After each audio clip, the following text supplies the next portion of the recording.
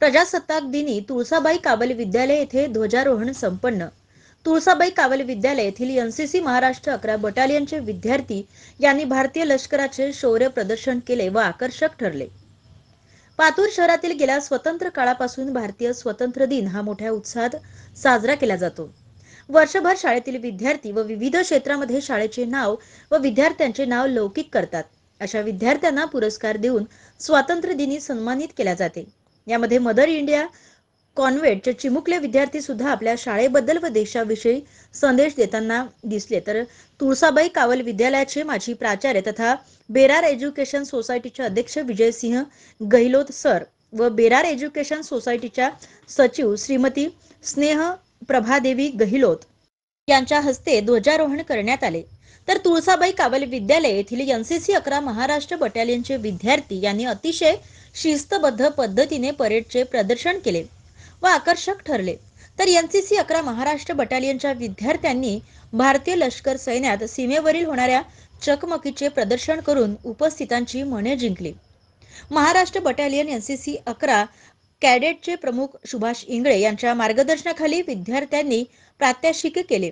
यावेळी बेरार एज्युकेशन सोसायटीचे अध्यक्ष विजयसिंह गहिलोत सर व बेरार एज्युकेशन सोसायटीचे सचिव श्रीमती स्नेह प्रभादेवी गहिलोत मॅडम तसेच तुळसाबाई कावल विद्यालयाचे प्राचार्य अंशुमन सिंह गहिलोत, उपप्राचार्य वाशिमकर मॅडम, मदर इंडिया कॉन्व्हेंटचे मुख्याध्यापक खंडारे यांच्या हस्ते विविध क्षेत्रातील विद्यार्थ्यांना बक्षीस वितरण करण्यात आले व यावेळी पातूर शहरातील ज्येष्ठ नागरिक, माजी शिक्षक, पालकवर्ग, पत्रकार मोठ्या संख्येने उपस्थित होते।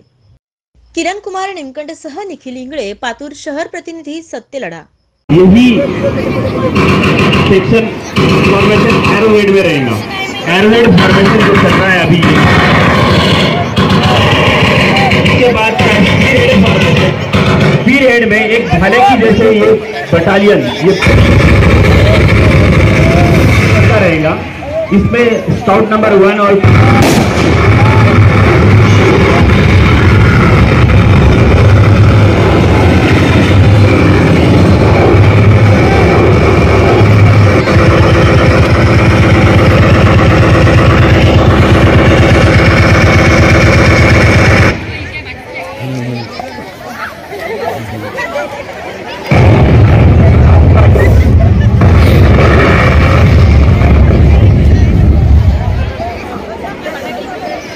स्पीड हेड फॉर्मेशन में एलएमजी नंबर 3 सबसे पीछे रहेगा। एलएमजी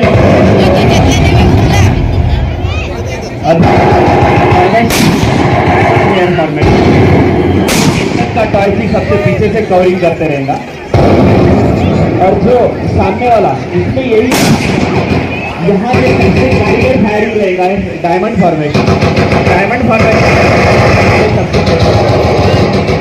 और यहाँ पर का जो कमांडर है वो पूरी तरह से पूरी फाइल को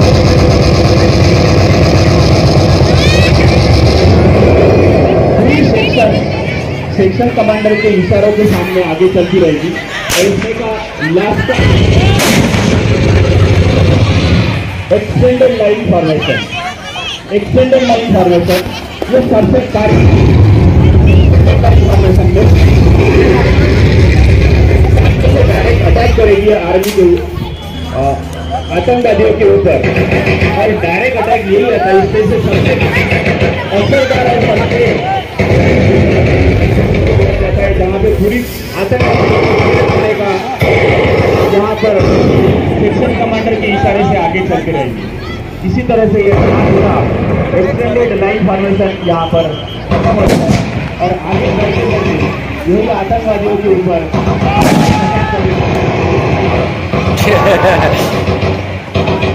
तरह से आतंकवादियों को पूरा नेस्तनाबूद करने का हौसला सेक्शन फॉर्मेशन खुद रखती है।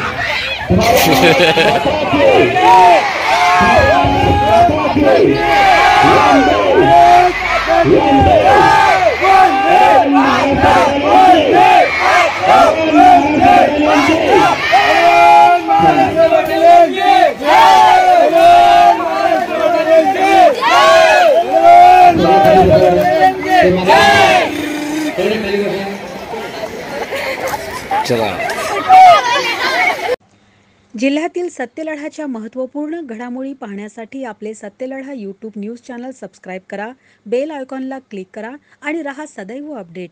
जाहिराती व बातम्यांकरिता संपर्क संपादक सतीश देशमुख 9970321817.